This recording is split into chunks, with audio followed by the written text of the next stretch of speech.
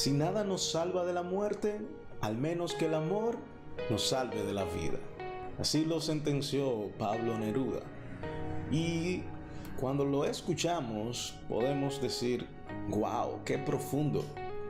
Pero es una simple realidad. La primera parte, por lo menos.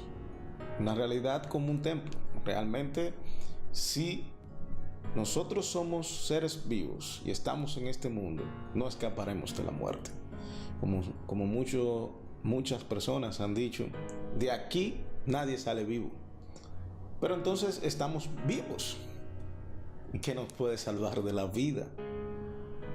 ¿Acaso debemos salvarnos de algo en la vida, ya que no nos podemos salvar de la muerte? Parece que sí, cada vez luce que sí. Cada día vemos atentados en muchos países, vemos en nuestro país muchos feminicidios y la sociedad está como barco a la deriva.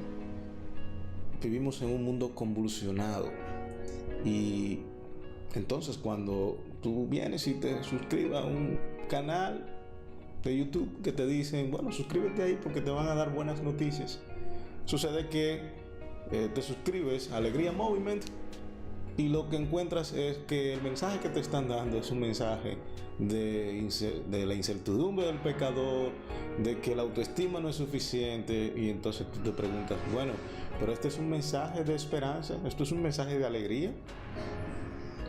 Sucede que el Evangelio, antes que dar la buena noticia, tiene que dar una mala noticia, y es lo que nosotros hemos ido presentando a lo largo de esta serie, en el transcurso de esta serie, Salvación y Alegría. Y cuando nosotros vamos a los versículos 23 y 27 de este mismo capítulo 10 del Evangelio San Marcos, nos encontramos con una verdad central que podemos aplicar a nuestras vidas, y es que como yo no puedo salvarme a mí mismo, yo necesito entonces reconocer que solo Dios puede salvar. Y esa es la verdad central de estos versículos que vamos a ver. Dice la palabra de Dios, me permito leerla, versículo 23. Entonces Jesús, mirando alrededor, dijo a sus discípulos, cuán difícilmente entrarán en el reino de Dios los que tienen riquezas. Los discípulos se asombraron de sus palabras, pero Jesús, respondiendo, volvió a decirles, hijos, cuán difícil les es entrar en el reino de Dios a los que confían en las riquezas. Más fácil es pasar un camello por el ojo de una aguja que entrar un rico en el reino de Dios. Ellos se asombraban aún más, diciendo entre sí, ¿quién pues entonces podrá ser salvo? Versículo 27, entonces Jesús, mirándolos, dijo, para los hombres es imposible, mas para Dios no, porque todas las cosas son posibles para Dios. Y este es el mensaje de esperanza.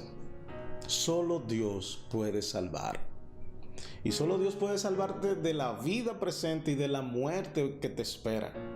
Porque Él envió a su Hijo, Jesucristo, el Hijo de Dios, a morir en una cruz para vencer la muerte. Y cuando tú crees y pones tu mirada y lo sigues a Él, como hablábamos en la entrega pasada, entonces ya tú tienes esta esperanza. Pero vamos a adentrarnos un poquito más a estos versos para darnos cuenta de algunas cosas. Cuando vamos al versículo 23, nos encontramos con que Jesús comienza a hacer una retroalimentación de lo que ya había acontecido con el joven rico.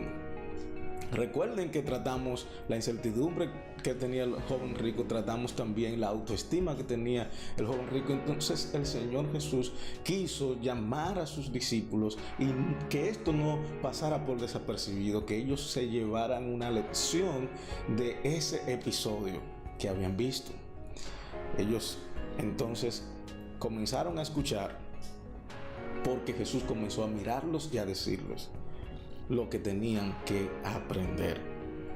Por eso les dice de inmediato, y lo hace como una aseveración, cuán difícilmente entrarán los ricos en el reino de Dios, cuán difícilmente entrarán en el reino de Dios los que tienen riquezas. Todavía un poquito más específico cuál lo dice el texto. Y uno se pregunta entonces, ¿acaso son las riquezas el problema? ¿Acaso era el que el joven fuera rico el problema? ¿Acaso puede ser un problema que tú como joven tengas aspiraciones, incluyendo las riquezas, incluyendo las posesiones, incluyendo un buen carro, incluyendo una mansión, incluyendo mucho dinero? ¿Será esto un problema para ti? ¿Será un problema que tú quieras tener el último iPhone? ¿Será un problema esto? ¿Qué es realmente el problema con las riquezas, con las posesiones, con las cosas a las que aspiramos tener? Aquí lo dice muy claro. Aquí la declaración es la confianza en estas cosas. Y por eso entonces vemos que esto, sin lugar a dudas, representa un problema. Y eso fue lo que el Señor quiso plantearles.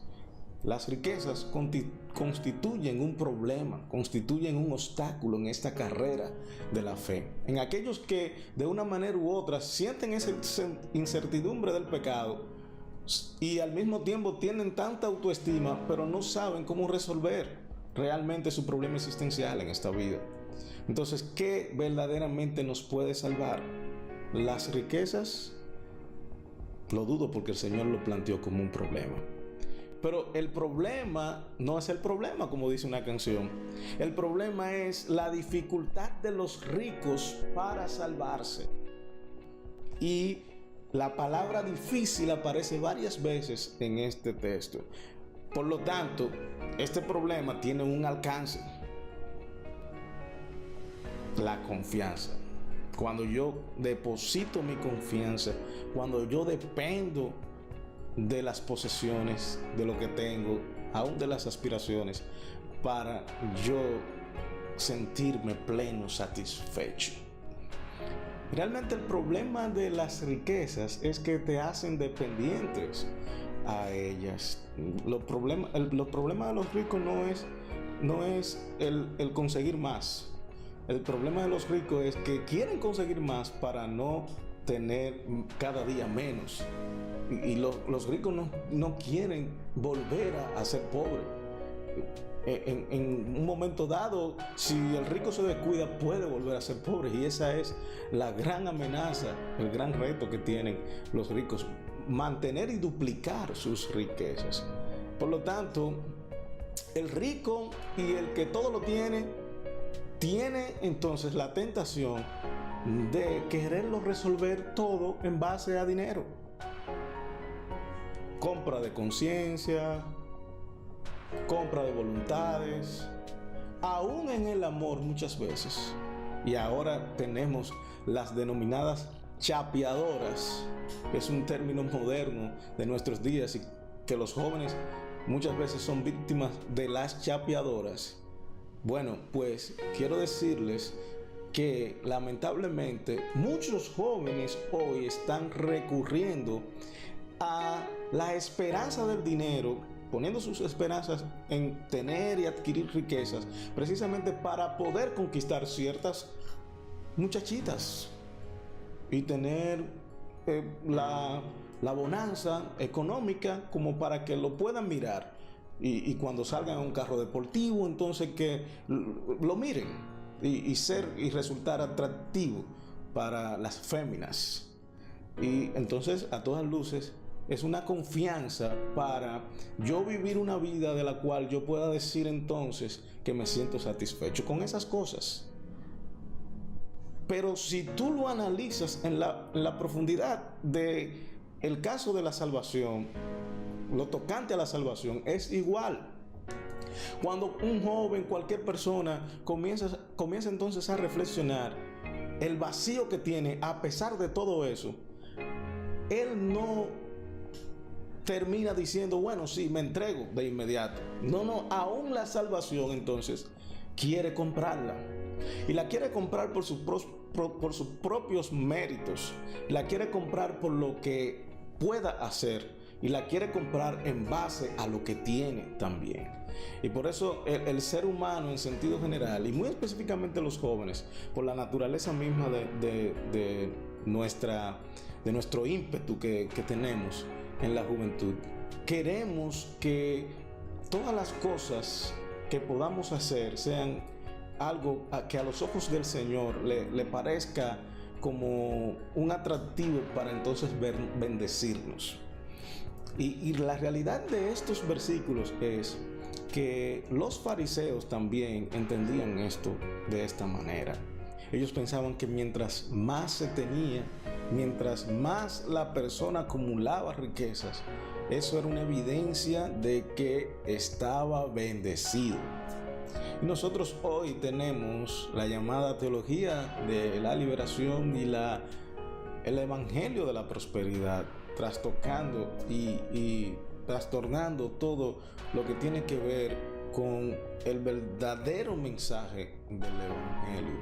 El evangelio el evangelio no es comodidad. El evangelio, la alegría que encontramos en el evangelio no la encontramos porque tengamos que aspirar a tener y a tener y a tener. Tú puedes tener las bendiciones que tú quieras, pero de eso no depende tu salvación, y ese es el punto. El problema de las riquezas es cuando yo comienzo a pensar que con los bienes que tengo puedo hacer muchas cosas. Puedo hacer obra de caridad, puedo darle a los pobres, puedo tener una mano amiga con alguien, y cuando comienzo a hacer todo eso, entonces ya me he ganado el cielo. Ese es el verdadero problema de las riquezas, confiar en ellas para tú impresionar al Señor. Y lamentablemente, entonces, hoy tenemos, igual que ellos, que preguntarnos, ¿quién podrá ser salvo? Los discípulos se lo preguntaban, y mucho más cuando el Señor le dijo que más fácil es pasar un camello por el ojo de una aguja que entrar un rico en el reino de Dios. Bueno, pero si hoy todos queremos ser ricos, si hoy todos los jóvenes quieren tener un buen carro, el carro del año, y comienzan entonces a entrar a las drogas, comienzan a querer emular e imitar lo que estos artistas urbanos en la mayoría de los casos están vendiendo a través de sus canciones. Si yo lo que quiero es buscar eso, aunque yo no sea rico, si yo lo quiero para mí, yo estoy igual que el joven rico. Yo estoy igual que esas personas que están confiando en las riquezas porque ya las tienen, aunque yo todavía no la tenga. Entonces, joven que me escucha, ¿tú podrás ser salvo? ¿Podrás ser salvo? Tú tienes que hacer el siguiente silogismo bajo dos premisas. La primera premisa es: la humanidad no puede salvarse a sí misma. La segunda premisa es: yo soy humano. La conclusión a esas dos premisas es entonces: yo estoy perdido. Y como tú estás perdido, tú tienes que reconocerlo. Por lo tanto, esa es una declaración de derrota que te lleva a la victoria. Tú te declaras derrotado, perdido, y entonces es el primer paso para tú reconocer un camino, para tú reconocer un nombre que es sobre todo nombre, que sí tiene todo el poder del mundo. Tu poder es limitado, tú no puedes hacer nada, pero el poder de Dios es ilimitado. Y esto es la conclusión a la que Dios nos lleva en estos versículos. El poder de Dios es ilimitado. Dice el versículo 26 que ellos se asombraban y preguntaban: ¿quién podrá ser salvo? Entonces Jesús, mirándolos, dijo: para los hombres es imposible, mas para Dios no, porque todas las cosas son posibles para Dios, incluyendo tu salvación. Si esto como que te abruma un poco, toda esta mala noticia que te hemos dado de que el pecado genera incertidumbre, de que no basta con tu autoestima, bueno, esta es la buena noticia de Dios. Este es el mensaje del Evangelio, este es el mensaje de salvación, que Dios sí puede salvarte. ¿Y de qué te salva Dios? ¿Quién es ese Dios que salva? ¿De qué me puede salvar Él? ¿Y para qué me salva Él? Esas son buenas preguntas que tú no solamente debes hacerte en esta hora, sino que siempre debes hacerte si todavía estás con estas dudas. Y cuando tú encuentres las respuestas a estas preguntas, encontrarás que hay un Dios que está dispuesto a salvarte de sí mismo, de la ira de Él que debía recaer sobre ti por cuanto tú pecaste.